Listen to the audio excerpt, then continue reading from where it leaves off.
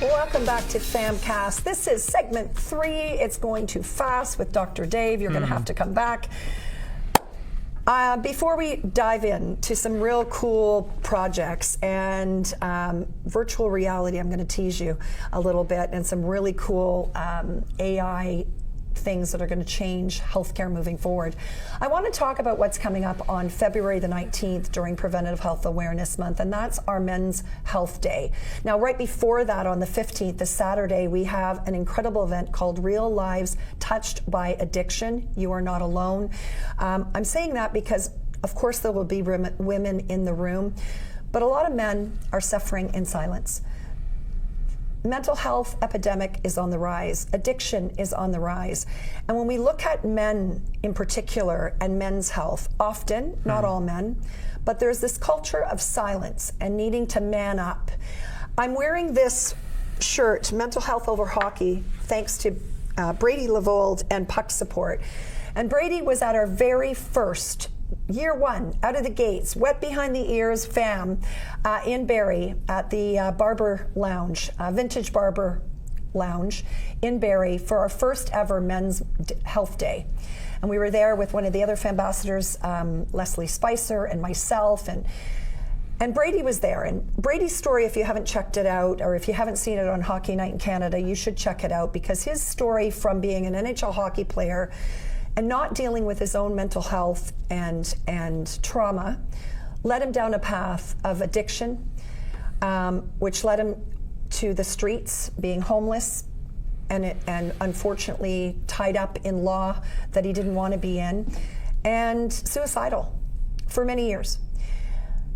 Brady is a story of inspiration because he's climbed his way back out of that place and is now giving back to the community, and not just the hockey community, but telling his story vulnerably, sharing, and he was one of our first ambassadors. So when we were talking about men's health today, I'm wearing this as an homage to Brady, but also to what you're doing in this space of men's health, because it's an important conversation.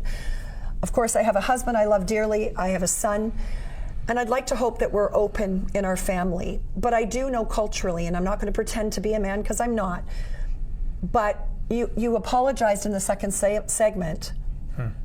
Oh, I'm getting emotional here because you're talking about your mother dying. And I said, please, no need to apologize. I think there's a layer. Let's start there about why you're so determined to help with men's health, mental and physical and metabolic health, because of that dynamic. Well, it comes from an idea of servanthood. It comes from a humble heart perspective, and heart to heart, I believe that's where we can go as a culture to really see this cohesiveness and focus and community come back. We want to be safe again, and anyone that's out there can look this up, but I just love what Stephen Porges talks about in the polyvagal theory, that our ability to maintain this ventral vagal, calm, rest and digest aspect of our autonomic nervous system and not get cranked through the sympathetic and into the PTSD and dorsal vagal. You guys can research that. It's a bit technical, but you need to know that that exists. We need to feel safe, and we feel safe when we can see expressions that are warm and touching and real. We've been masked for a few years, and that's taken away the ability to know happiness and sadness and joy in facial expressions, because everything from the eyes down were covered. And so that's what's probably driven some of the mental health amongst young people, which I also have a passion for, by the way. But as a man, I can speak to what it means to care for oneself and to understand that we can be that hero again, that warrior, that spiritual warrior, that emotional warrior, that relational warrior with humility and kindness and a servant attitude to the people in our lives and the communities and the workplaces. It doesn't have to be bombastic and forceful. It can come from this real powerful, caring, heartfelt perspective that PHAM is all about. Yes. So I'm all about this kind of thing. And so it's hard to be that vulnerable. I shouldn't say that. Is it hard? I'm going to ask the question. Is it hard to be vulnerable like that as a man in a lot of the settings that you're put into, and the expectations perhaps that's placed on you, or at least what you think is, being you're a father, making sure you're caring for your family is important, and society, being that warrior to go over the mountain for others. But it's a silent kind of warriorship in my mind. And again, that's been my study in SEAL culture, that when they're with their families, they are a very caring, loving individual, yes. But then they know that there's a protection component. But I have this heart to empower men to see themselves, again, as being that really caring, loving, supportive person, and we can't do that in a box. We need to be there and be that leader in such a way that empowers everybody. I think there's been a lot of stuff that's been misunderstood. I know it's controversial. However, my heart is still there to make a difference and to be that caring, loving, cheering person for our spouses, as you talk about your husband in terms of him supporting you. I mean, it's the ultimate example. Whoever needs to be at that point of leadership as you are, it's about what the message is. It's not about anything more than that. We're all the same on the inside. And so I have this heart to see men being the hero, the health hero, and to be that person that stands there and makes a stand for their family. I love that. I love that. So combining, your love for science, yes. The fact that you're a practitioner, which yes. is really, really important as yes. well, and your love for helping others find the tools to help themselves, your passion for education, which you and I are certainly connected in, and your love for storytelling and comics. Okay, Dr. Dave. When you first told me that you were going to be, the hero in your own comic story, now I got to be the first to admit, I've not been that, the comic reader. I've got family members that are big, love comics, but when I heard what you're doing with this project, it lit me up because I think it's going to resonate with so many people. I think it's a way to share, as we've talked about, share stories and to empower people in a fun and interesting kind of format. I'm holding this comic. Dr. Dave, Dr. MoveWell. Yep. Tell me about this project and how it came about and where we're taking this. Well, about 15 years ago, I wrote a story.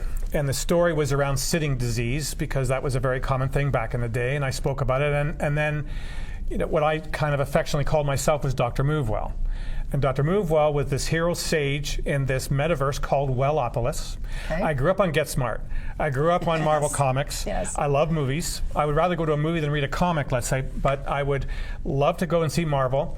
And so this is kind of a mash between Get Smart, Star Wars, which I love, and then Marvel Comics, and also, what's the other? Marvel, anyways. Yes, of course. Yes.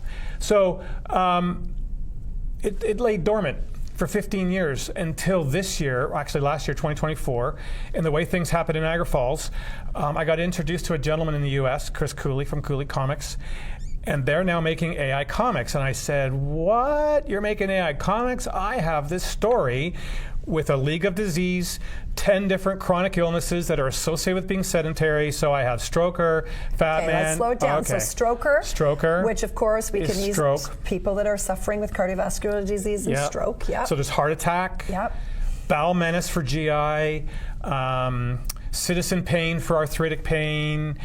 Who else is there's heart, there's fat man. What about our bones? Osteoctopus. Osteoctopus. So these all became individuals that were in the Wellopolis metaverse that got kind of zombified by General Sit, who's the evil villain, who's held up in an old broken down hospital on the outskirts of town. And the idea, and wanting to keep people sick. I want to keep people sick and to zombify them. And what these League of Disease would do is they would identify who in you would be your greatest risk. So for me, because of my mother, Dementior would be the one that would be trying to zombify me and trying to get me to live a lifestyle that would then promote what my family has a history of. So whether it's diabetes or heart disease or stroke, this is the game. And so this comic was born because this is the first one about my story of my life, and how I realized that I could be this person. So it kind of looks a little bit like me. But it was created using that. And then we have these various different pathways that people can take as a free entry into it and get an email sent to them with different scenes of them meeting the villain that they choose, meeting me in there, getting some sage advice to them as this virtual person. They come back out, and then the idea is that they take this information or they take this idea and they find the professional that would then best help them, whether it's a chiropractor or a naturopath or a nutritionist or a dietitian. It doesn't matter. Or a physician. Or a physician, whoever it would be. Absolutely. But the idea is that they see themselves as being valuable, first of all, and then they get a little bit of a picture sent to them. So this is a complimentary way to do it. If they want to make their own comic, they can. There's an investment to that because it takes time to get into AI. But it's so much fun to do this because you see it kind of evolve, and it would be into the Wellopolis metaverse. And then as a practitioner could then have their own space in what I envision to me my Wellopolis. So PHAM would be there, and different clinics can be there where they would then meet them in a virtual reality space in the future, and then they'll speak to me. So we now have augmented reality, so I've seen an early version of this particular character speaking to the person with augmented reality. It's this amazing. is where, when AI, and I was speaking to Dr. Christy Prowse, who we both know, talking about the role that AI can play in diagnostics and in health and advancing and early detection. It's credible. I mean, there's a lot of fear around it, and there's reasons to have fear around some of it. But this is where AI can shine and where we can maybe pull some of the younger generation as well. And just before we talk about your metabolic program, because I want to make sure we cover that today, it's really cool because you have an opportunity to be going to Comic-Con. Yeah, so how cool is that? I know. So the idea is that we want to introduce mental health in a comic that I've created into the Comic-Con and help young people see themselves as valuable from this mental health perspective. There's a story of this individual who has stress in their life and the issues around mental health, and then they meet the evil villain, Dementior, and the henchmen called Mind Trappers. So these Mind Trappers are the little henchmen of the Dementior that are sent out to trap people's mind and to get them to get stuck in a thinking pattern versus being free. So one of my biggest values in life has always been freedom. How do we have health freedom? How do we have freedom to be themselves? So the idea then is that Dr. MoveWell is there to help support them and to give them some tools. And then they come out of that metaverse and then live a life worth living. And that's where PHAM fits in, because what we're trying to do is create microcosms of support and villages across this country and into the U.S.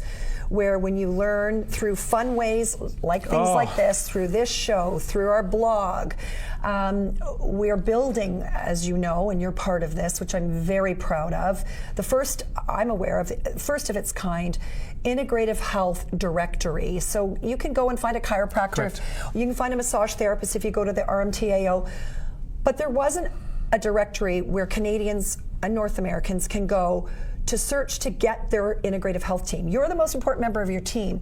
But what I've also, not me, but people smarter than me, it was my idea, but where they can search, okay, I've got diabetes or I've got depression, who can be on my team? And every practitioner or every FAMbassador will pop up that could potentially support you in that. And what my hope is that that will become a valuable go-to resource for family health teams, because our doctors are strained, they don't have a lot of time, and they want to make a good referral, whether that be to a nutritionist, to a chiropractor, to a massage therapist, or whoever, but they don't know where to send. This is just another way, a fun way of doing that, getting it out, and pulling in new people from different walks of life that relate differently so that we can make a difference. This is what excites me about moving forward. We have to make it fun. Yes! We have to bring it into some type of tangible understanding, because all chronic diseases are intangible. Yep. They're invisible and they're silent. And they can take 30 to 50 years to show up, like with Alzheimer's or dementia. It's a long journey to get there. Yes. And same with heart attack. There's the closing of the arteries. It takes time to get there until the very end. But I would hope, and we have different months of the year that have different focuses, and that each of these would then be a different character laughter and that we would try and gamify this and bring some levity to it, but bring some real action steps and bring that where people are able to say, okay, so metabolic health as an example. Well, here's sweet tooth. How do I get an advanced understanding of what I need to do to help? Maybe I need to lose a little bit of weight or release the weight we talk about. I don't talk about losing things, Marg. Right. Because whatever you lose, we're gaining. well, whatever you lose, you're going to find it. Right. Right. So, and usually you want to find. If I lose my keys, I need my keys. I need to find them. But whatever I release is gone. Yes. Catch and release. If you fish, the fish is not going to be caught again. So I want to release things out of my life. I want things to flow through me. Right. So that's a great segue to talking about, because we've only got a few minutes left here, and I want to talk about your men's metabolic health program, because I think it's really, really important, and you're a great resource for that. So can you speak to that? And I think you also have a bit of a opportunity for people to engage. Right. So the simplest entrance into it to see what it would mean to be the health hero for your life is at a website called IamAHealthHero.ca, and that's a simple 6-week program where a man can get into that website and get different resources and tools and manuals and begin to look at managing carbs and exercise and fitness, and can begin to look at themselves with value. Beyond that, we have the Maverick Health Living Light Metabolic Reset Program, and that's where we get into further diagnostics, potentially looking at ways to manage hormone balance. We might ask for some blood work done, but the idea would be to really help a man understand more about this balance in our hormonal health. And help to be the hero. We don't want to see prostate issues. We don't want to see cardiovascular challenges, blood sugar challenges, diabetes. We want people to be functional and active and to have that compression of morbidity that we talked about earlier. That's my heart, but we all have the story. And I have always said that people can come and speak to me complimentary and tell me their story, because it's worth my time to sit to sit knee to knee, nose to nose. Tell me what's on your mind. Tell me what you're concerned about. This is a comfortable, safe space.